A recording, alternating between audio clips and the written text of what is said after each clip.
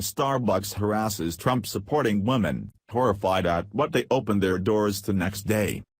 A woman was recently harassed and mocked when she walked into a Charlotte Starbucks while wearing a Trump shirt. The Starbucks employees ragged her due to her right-wing political support for President Donald Trump.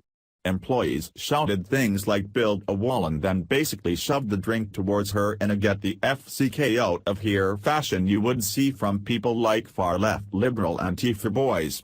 It was horribly rude and embarrassing behavior by Starbucks employees, all because they didn't agree with the woman's Trump shirt. Didn't take long to go viral. What happens when Trump supporters see one of their own get tormented? They rally up the troops and show support. People found out about what happened to Kayla Hart and showed up at the Starbucks location to show their strength in numbers. Trump supporters arrived in Trump gear and hung out for a while. No screaming or yelling, just a real peaceful protest. The Trump supporters didn't break windows or light fires like the most-likely-to-be-transgender Antifa people.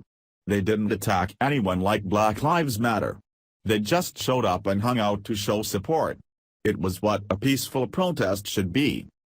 Kayla Hart was mocked and ridiculed by employees at a Charlotte, North Carolina, Starbucks last week because she dared to wear a Trump t-shirt. They shouted out "build a wall" and shoved a drink at me, and then all the baristas, sick, in the back started cracking up laughing, Hart previously told Fox 46. The employees who work at the Starbucks I'm ironically sitting in right now, writing about Starbucks, don't act anything like the goons she encountered. The employees here are super friendly and don't care if I walk in with Trump himself and order something. They wouldn't care. Maybe the people at Kayla Hart's Starbucks are all transgender or super liberal idiots. Hart's treatment by Starbucks staffers quickly went viral, and when fellow Trump supporters caught wind of it, they decided to do something. But they didn't launch a boycott or hold a violent Antifa-style protest that has been seen recently by far-left activists. You've seen the trouble at Berkeley, right? The violence and destruction all created by far-left Antifa goons. They all decided to emerge from their parents' basement and see sunlight for the first time.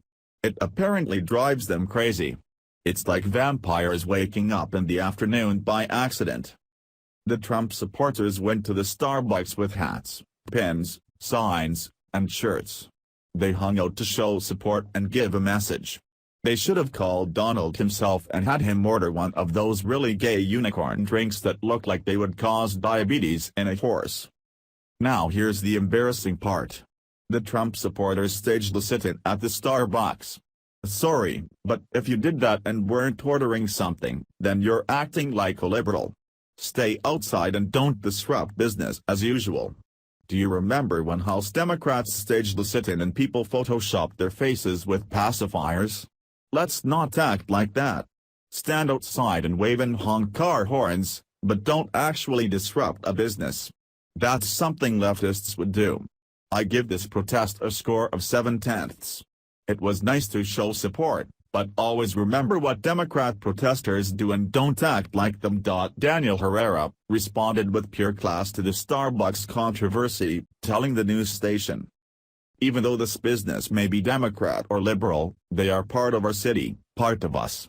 Why can't we just go out there, have a conversation with them, a friendly conversation, and speak about what we agree or disagree on and just start working together.